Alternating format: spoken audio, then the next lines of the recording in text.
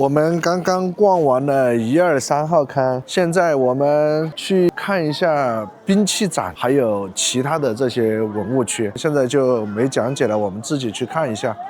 出来吧，就在2号坑这里出来，我们就去看一下。这个是以前的排水系统，你看这个石槽，然后排水，就是像这样子一节一节的串联起来的排水系统。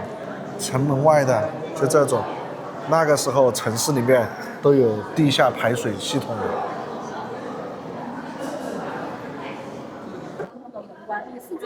这个就是一个文官俑，你看脸上都还有色彩。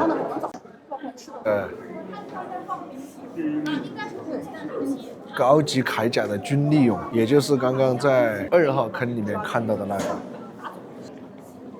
这个也是个军利俑。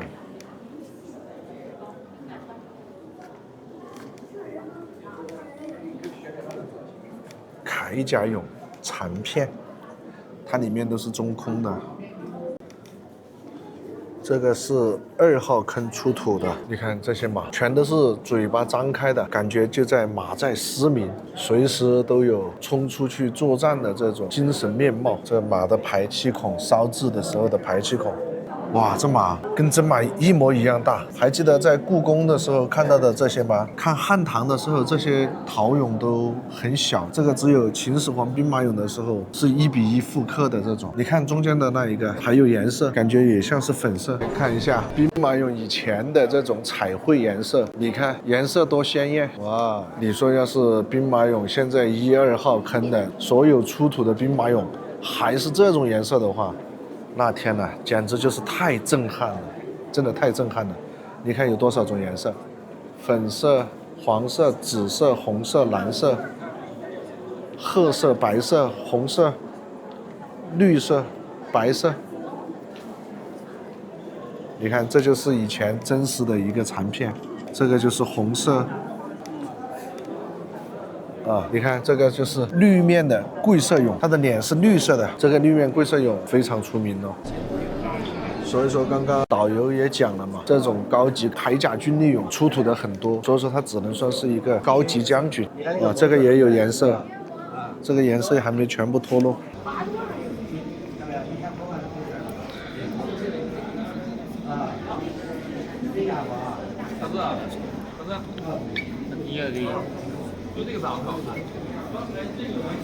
大家看吧，是不是千人千面？有没有找得到一个像你自己的，或者像你身边朋友的？这个就是他们以前使用的兵器戈矛。看这一个青铜兵器还闪着寒光，它这个铜弩机感觉就像我们现在的大杀器东风导弹一样厉害，就这个概念。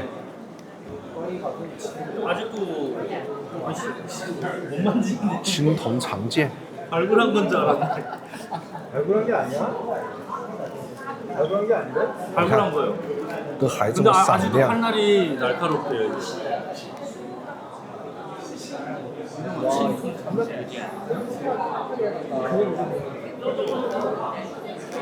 还有这个盔甲。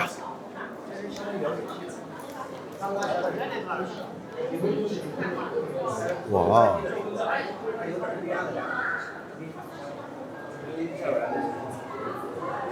这是穿在士兵的重型装甲，还有马上的装甲。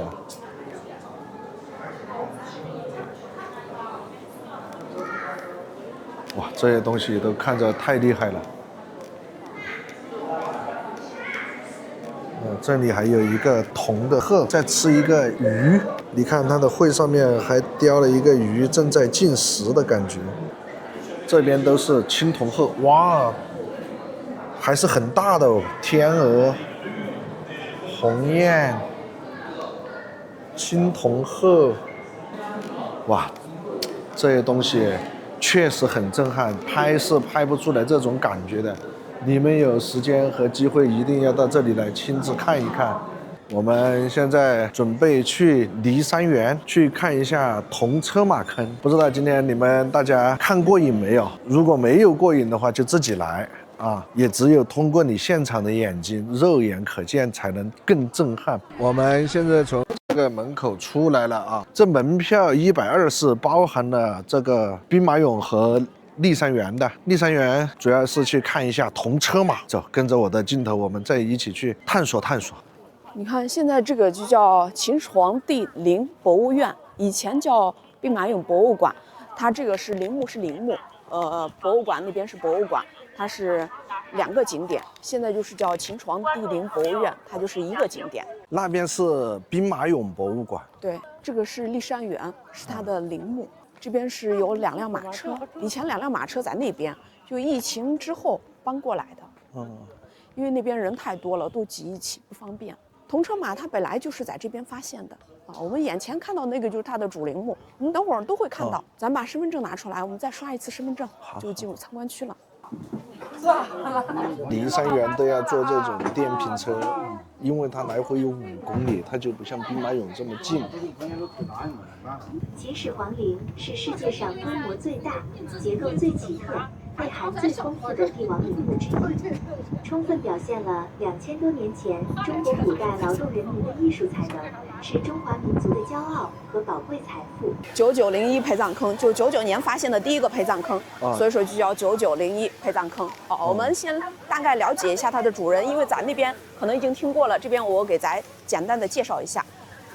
秦始皇呢，他姓名，名政，生于公元前259年赵国的邯郸，在公元前210年第5次出巡时暴病死于河北的沙丘，终年呢50岁。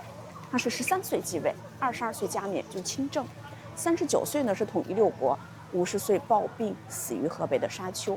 他建立了郡县制，统一货币、文字、法律、车轨、度量衡，对后世呢产生了深远的影响，被誉为千古一帝。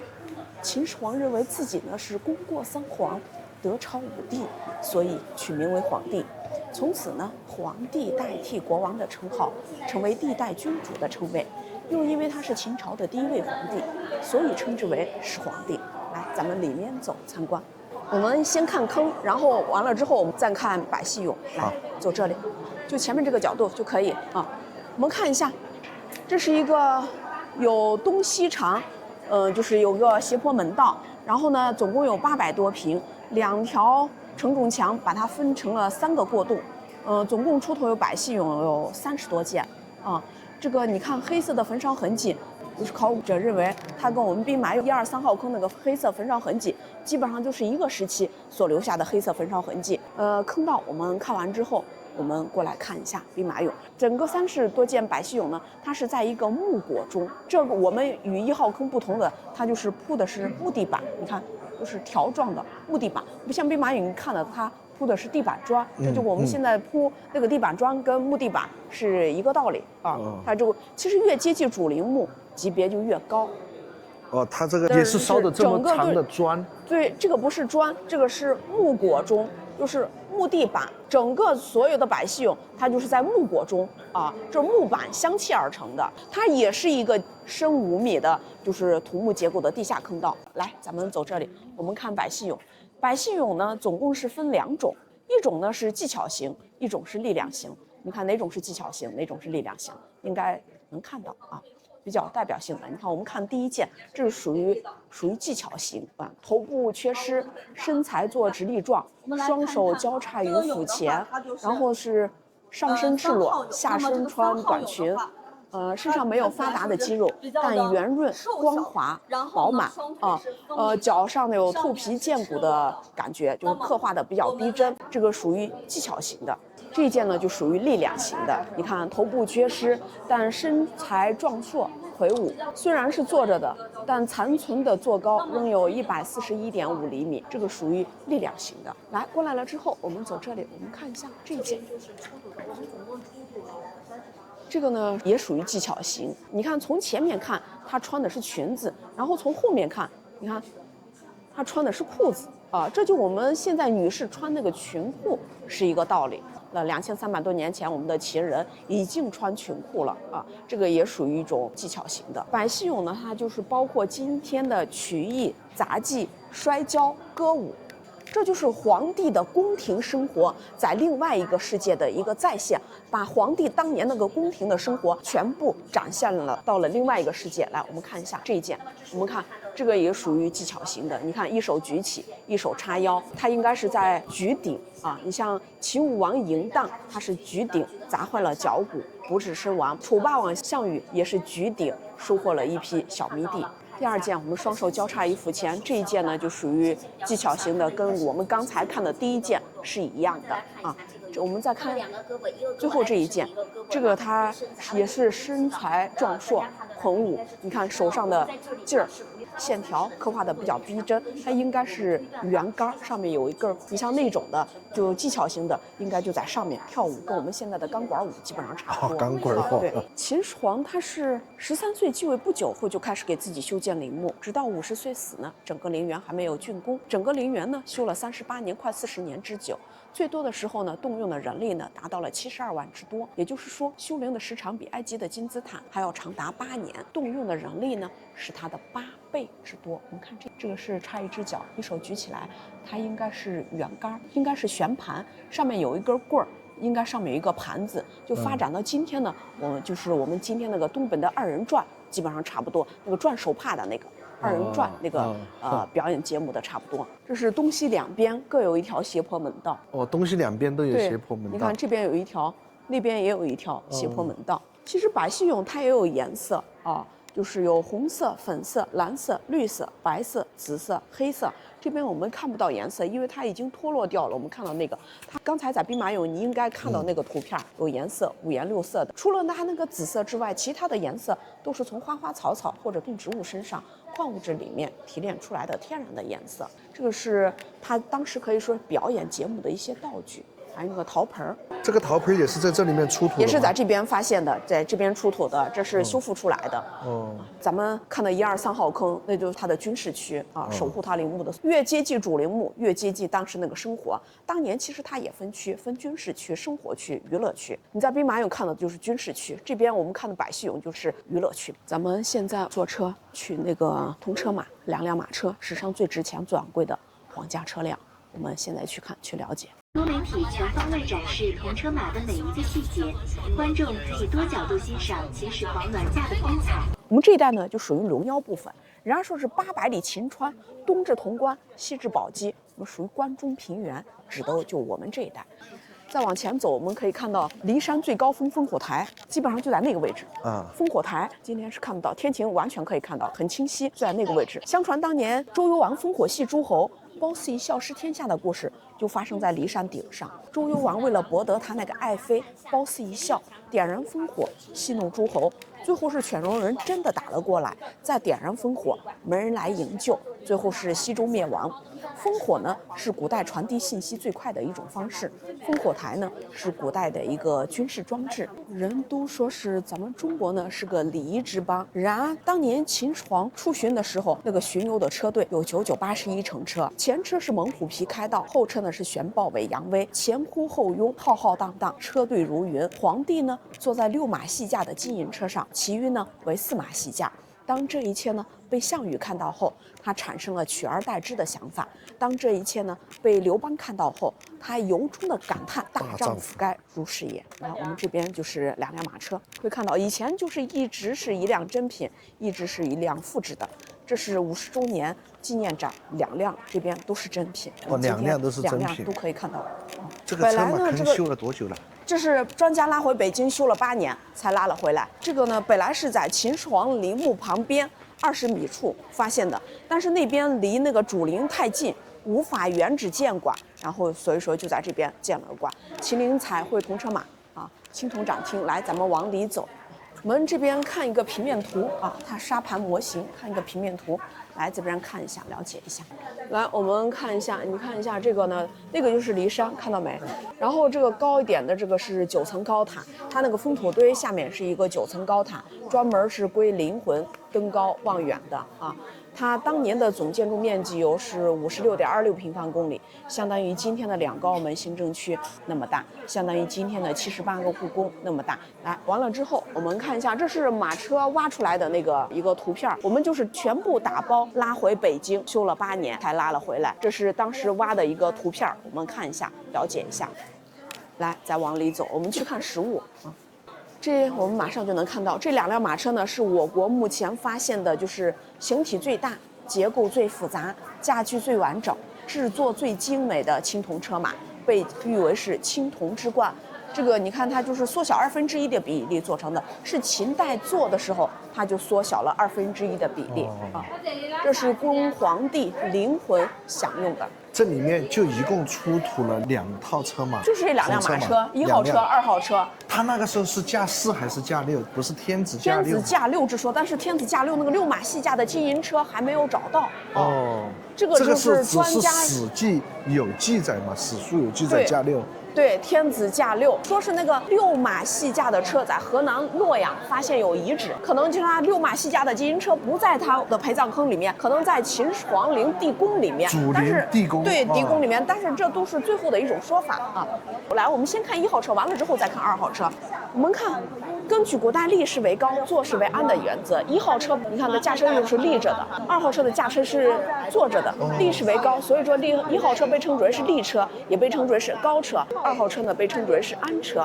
我们看中间用来驾辕的2匹马，它叫辅马；两侧呢用来拉车的马，它叫参马。为了显示皇家车辆的雍容华贵，每辆车上配有7公斤左右的金银饰品，大多数呢都装饰在了马的身上。你看马头上金当龙，纯金打造而成，两参马脖子上那个金银项圈是用42根金管和42根银管焊接而成的。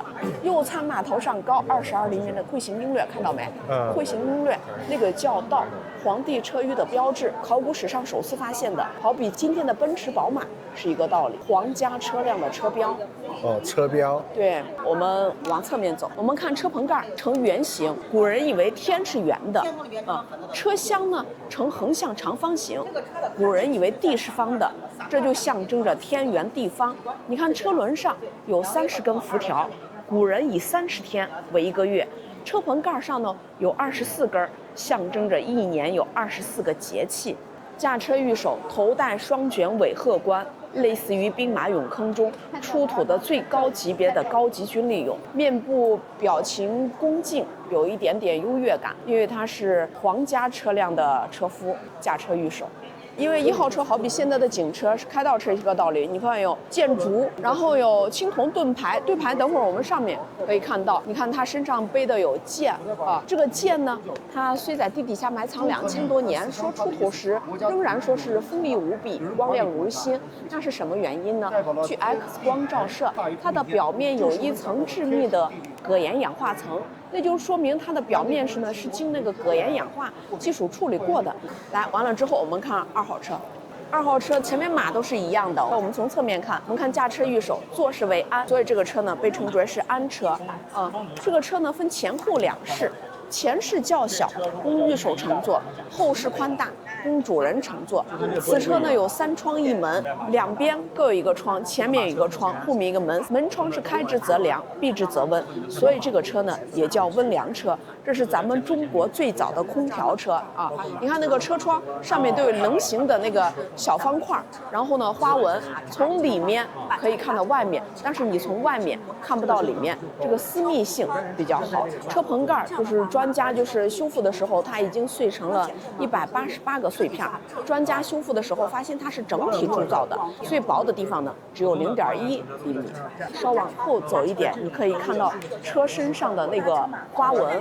2辆马车呢都是彩绘的，2号车的图案呢它是夔龙、夔凤的图案，你往后走一点就能看到它那个图案啊。2辆马车当时就是已经碎成了3000多个碎片，就是专家全部打包拉回北京修了8年，才呈现出我们现在这个样子。这就是古代4马系架的单元双轮车。君子一言，驷马难追，就是这个。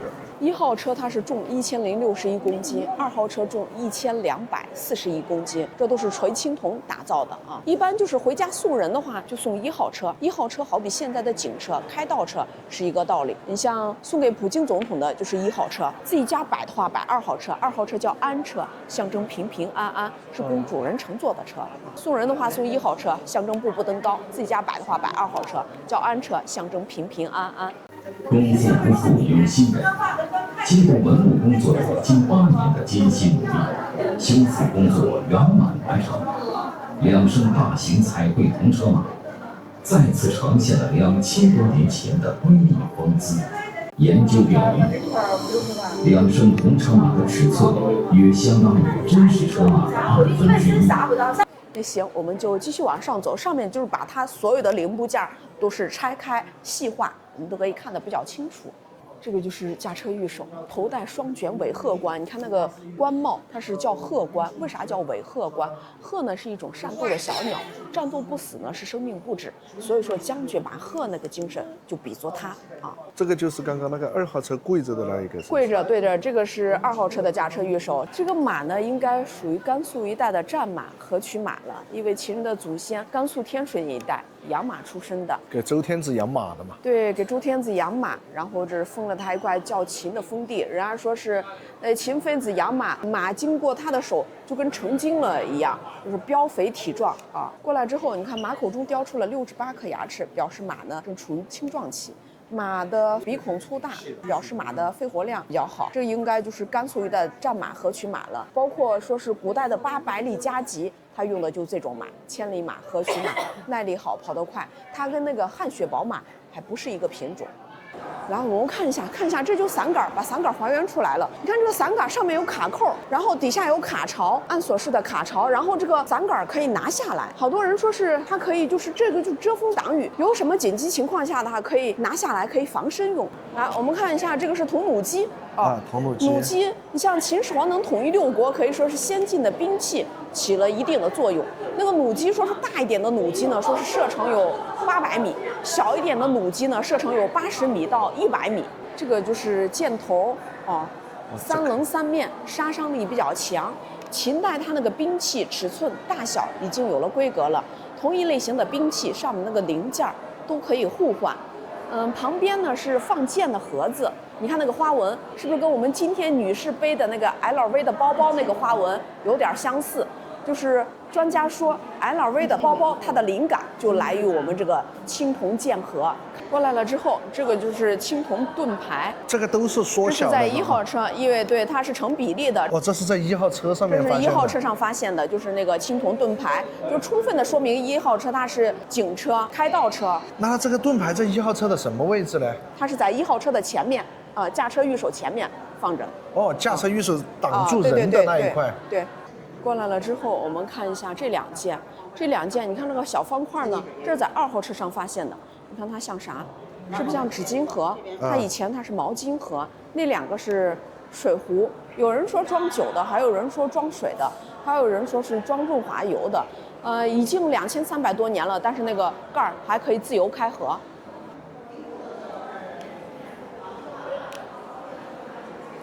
这就是车上的图案，你可以看一下，了解一下。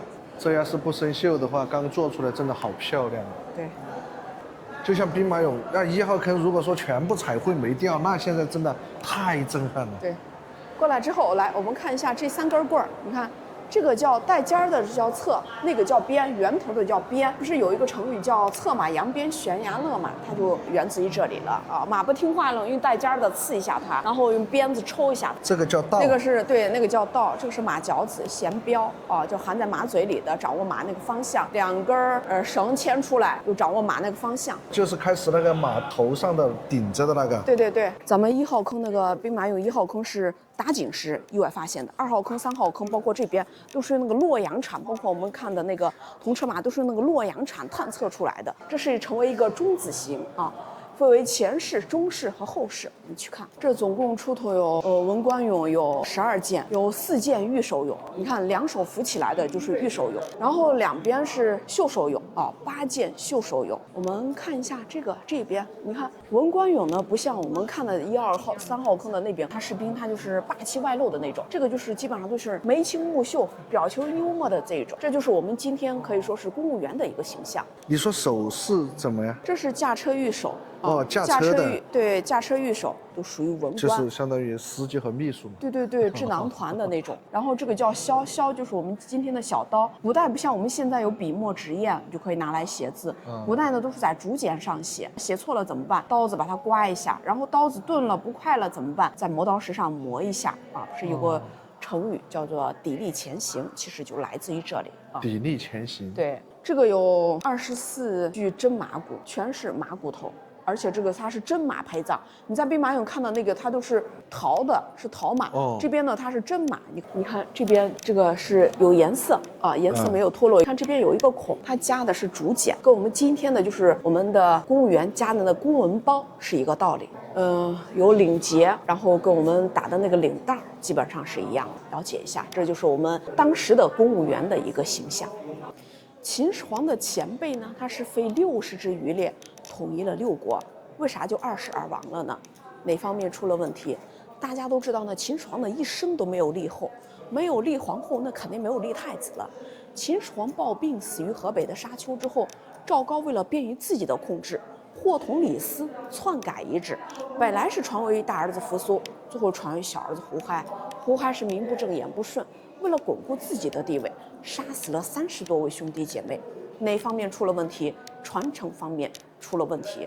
如果说呢，一个男人是家里的顶梁柱，那女人呢，一定就是家里的定海神针，缺一不可。当然，秦20而亡原因比较多。就是说这边风水这么好，为什么秦始皇埋在这里，结果他秦20就亡了，还是20就亡了？风水好，我们对美好的一种向往，我觉得应该是这样子。不应该是说这个地方是龙脉，风水这么好，风水这么好，应该是千秋万代。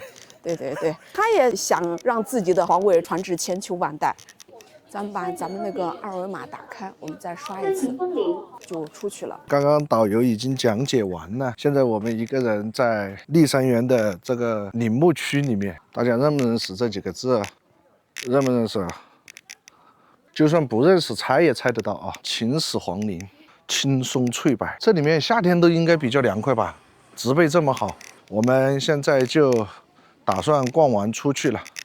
我们现在从秦始皇帝陵博物馆的骊山园逛完出来了，准备坐车回市区。Hello， 大家好，我们现在已经从兵马俑出来了，回到了市区，坐的这个景区到市区的直通车。现在6点多了，西安号称的是碳水之都，不知道你们喜不喜欢吃面食，我反正还是比较喜欢吃面食。现在我们就去看一下，到底这个面好不好吃。你们也看一下这个面，你们看着有没有食欲？我们现在进店了啊，一个4合1，辣椒正常啊，不要葱。请出胜负盆码，收看成功。好18元。这里有这么多的小吃凉菜，拿2瓣蒜。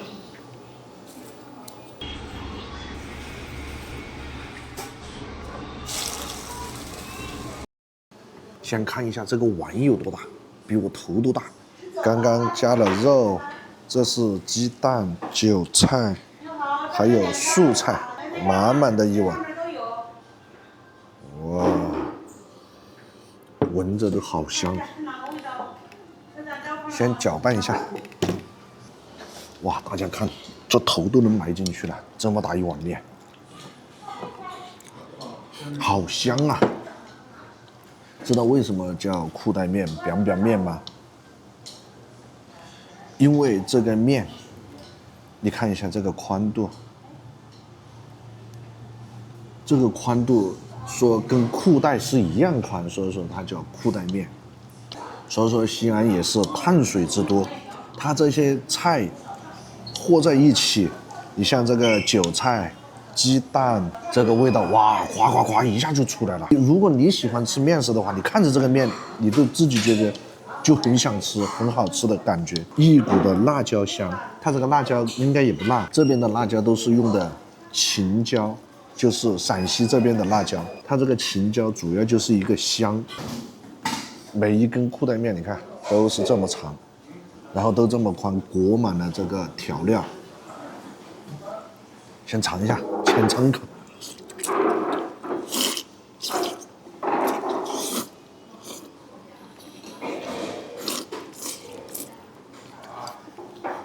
入口满香，面条又有嚼劲，哇，太满足了这种。还有给大家说一下，吃这个面呢，有个绝配，知不知道是什么东西？这个蒜。别人说的吃面不吃蒜，味道都少一半了。我们就要一口面一口蒜。大家来的时候，如果说你也喜欢吃蒜的话，应该是在等餐的时候，边等餐我们就边剥蒜。哎，餐出来了，我们的蒜也好了，就可以直接吃了。刚刚来了要跟大家介绍这个面，就没时间剥蒜，所以说现在才来剥蒜。看这个配菜，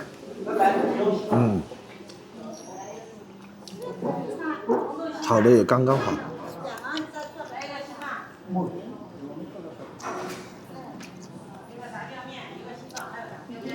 一口面，一口蒜。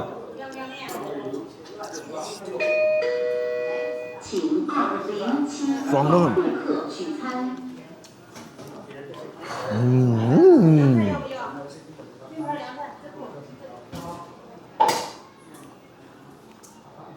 哇，这感觉好爽啊！